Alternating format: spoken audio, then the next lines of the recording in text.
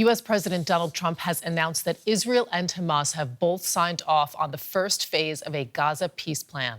Trump said the two sides had reached a deal, clinching a ceasefire in Gaza and the release of Israeli hostages under his plan for ending the two-year war in the Palestinian enclave. Earlier, Trump was handed an urgent note by his Secretary of State, Marco Rubio, at a White House event, informing him that an agreement was imminent. The U.S. president says that Washington will do everything possible to ensure all sides comply with any deal. And for its part, Hamas released a statement to the press in which it confirmed it had reached a deal to end the war. It reads as follows. After responsible and serious negotiations between Hamas and the Palestinian resistance factions, the Islamic Resistance Movement, Hamas, announces reaching an agreement stipulating an end to the war on Gaza, the occupation's withdrawal from it, the entry of aid, and a prisoner exchange, end quote. Now, Israeli Prime Minister Benjamin Netanyahu says that all hostages held in Gaza will soon be back in Israel. He called it a moral victory for Israel and a diplomatic success. Posting on X, he wrote, quote, "A great day for Israel. I thank the heroic IDF soldiers and all the security forces. Thanks to their courage and sacrifice, we have reached this day. I thank President Trump and his team from the bottom of my heart for their mobilization for this sacred mission of freeing our hostages," end quote. Now, according to this deal, Israel should begin withdrawing troops from Gaza, and Hamas has agreed to release all 20 living hostages back to Israel in the coming days. Some former hostages and family members of current hostages gathered to celebrate overnight in Tel Aviv, including a mother whose son was taken hostage 2 years ago. Have a listen. They're coming back. Matan is coming back. I can't breathe. I can't breathe. I can't explain what I'm feeling. It's crazy. What do I say to him? What do I do? Hug and kiss him. Just tell him that I love him. That's it.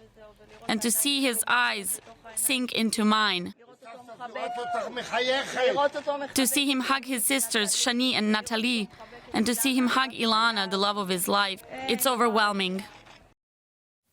And that was the mother of an Israeli hostage who is still being held by Hamas, reacting to the news there. Let's get more. We're joined by DW correspondent Emily Gordine, who's standing by in Jerusalem. What other reactions are you hearing in Israel?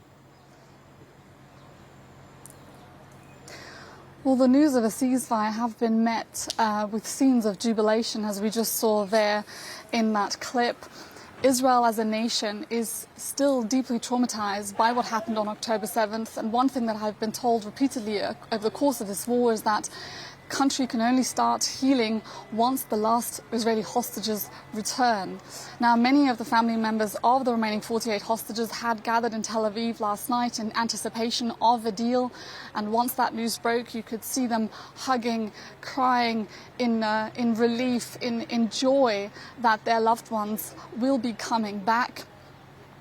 These families have been campaigning now for months on end relentlessly in the hope that a deal would come together. And as Zainav Zangoka, the mother of Matan Zangoka, who we just heard there, she put it, she said that Matan is coming home to me. She says, I prayed for these tears.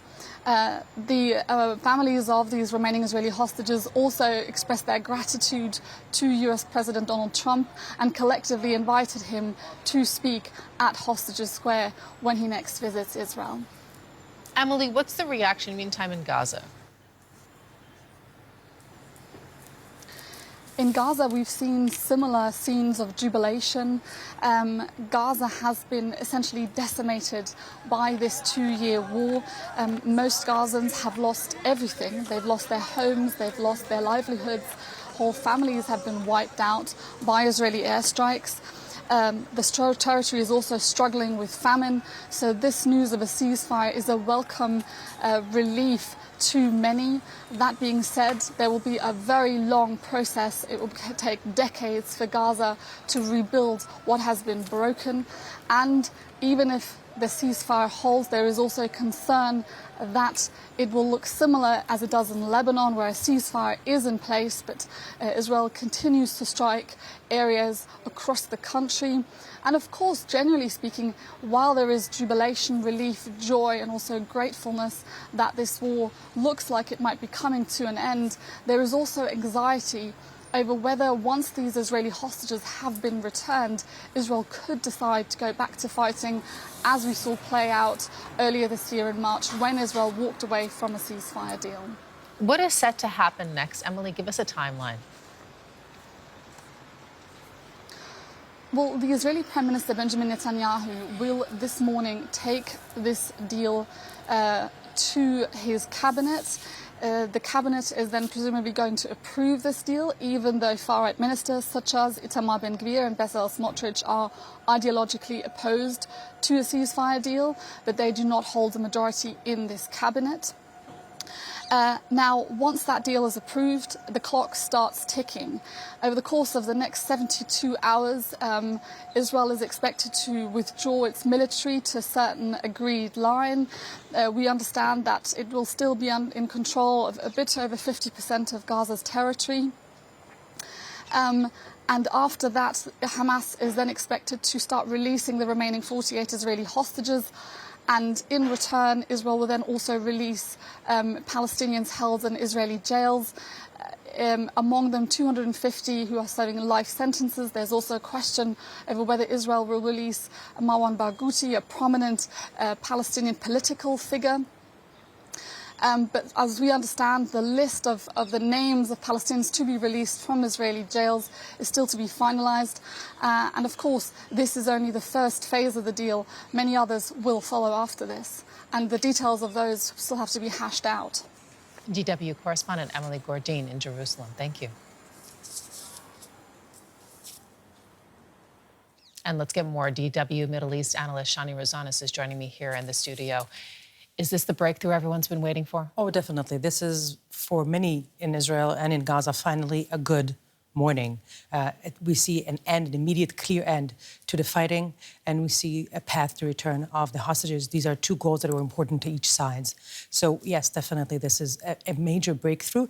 We need to keep in mind, however, that if you look at the Trump total plan of 20 points, what we've been hearing about is around 4 of these points. All of the rest, the 16 remaining that are discussing the future of Gaza, the reconciliation between the people, but the reconstruction of Gaza, all of that's still left untouched. There's still a lot of ground more for negotiation talks to cover before we can actually see a clear path for a sustainable solution for Gaza on the long term. Shani, in these 2 years, there have been so many proposals that have been discussed. They have ultimately been dismissed. What set this apart, this deal? What conditions were in place? What terms have been in place? Well, I think mostly it's American pressure. A lot of, assumption are bringing this back, tracing it back to the Israeli attack on Hamas leadership in Qatar, in Doha, about a month ago. That, I think, was a signal for the Americans, but also to the Arab world, that the way they see it, Israel is kind of lost its clear trajectory and goals in the war, and this is getting out of hand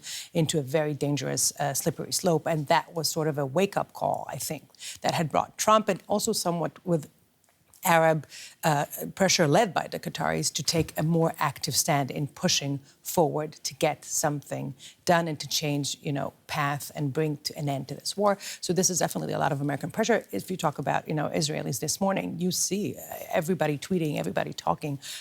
There's not a single person not mentioning Trump and thanking President Trump for his efforts, because the Israelis definitely see a direct line between American intervention and the result that we're seeing on the ground today. And it's so interesting to see this trajectory, in fact, over the past years. And I'd just like to ask you, because, there's this sense of jubilation, but it's not necessarily completely a done deal. There are still some major sticking points that remain, aren't there? It's a very good observation, very much so. And more than that, in Israel as well. There's the immediate phase should bring the release within 72 hours once the deal is agreed on. The release of 20 of the hostages that are believed to be alive. They're the first one to be released, and Israel will, in exchange, will have to withdraw.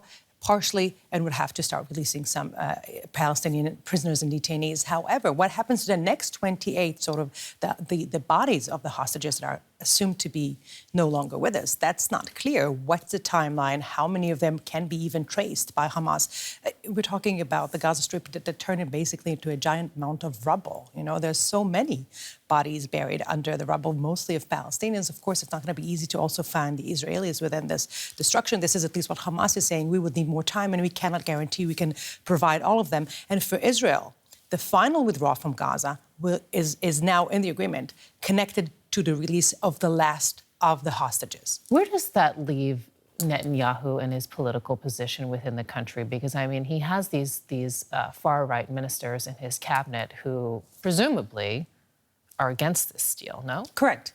They are, but we've seen, surprisingly, in the last week, as negotiations were going on, they were not as loud as before, and they were not taking the full measure of maybe leaving the cabinet as they have done, you know, for example, Ben-Gvir has done it in the previous deal that we've seen in January. So they're not going all in, partially maybe because they realize that the American pressure is very strong, and they know how popular President Trump is also within the Israeli base, their right-wing base. That's part of it. But I think maybe there was also an understanding that Israel would have gone to election within the next year anyway. The set deadline was October 26th. So everybody's gearing up towards elections anyway, and maybe strategically, you don't want to be the person, you know, standing between the worried mothers and families that have been fighting for the kids for the last 2 years and their chances to see their children. It's not a good ticket to go into elections with. Talk with us about the Palestinian perspective, because, I mean, it is Hamas which is agreeing to this deal. There are still questions that remain about Hamas's future, and we also have to mention, of course, Hamas is not the full politic of Palestinian politics, right? Correct. It is a fragmented, environment there. Tell us a little bit more about what happens next. For Hamas, the most important achievement in this deal is that they are still standing, that they are sitting. They are part of these negotiations. This is something that Israelis could never fathom or even, agree to think about 2 years ago. And we have seen it throughout the last 2 years, despite everything. They have managed to hold on to control of Gaza and to remain a viable, relevant partner to any solution for the future of Gaza. And for them, that for itself is quite a big achievement. More than that, they are now trying to say to the Gazan population, we are the ones bringing ceasefire, we are the one bringing aid. Aid trucks, 600 a day, are supposed to be starting to coming into the Gaza Strip starting tomorrow already. So they're trying to leverage that for their benefit and for their political survivor. When we're talking about the whole political spectrum of the Palestinian might, then of course we need to bring in the Palestinian Authority, the one that is governing now the occupied West Bank. They are expected in the long term to be the one taking over Gaza. But since none of these points in the Trump plan are on the table right now, none of them have been discussed or negotiated thoroughly enough, there's still an opening, Hamas at least is hoping, there's still an opening for Hamas to somehow retain connection to power in the future government or entity that will be ruling Gaza.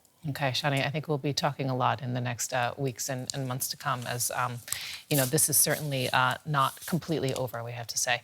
DW Shani Rosanas, thank you so much.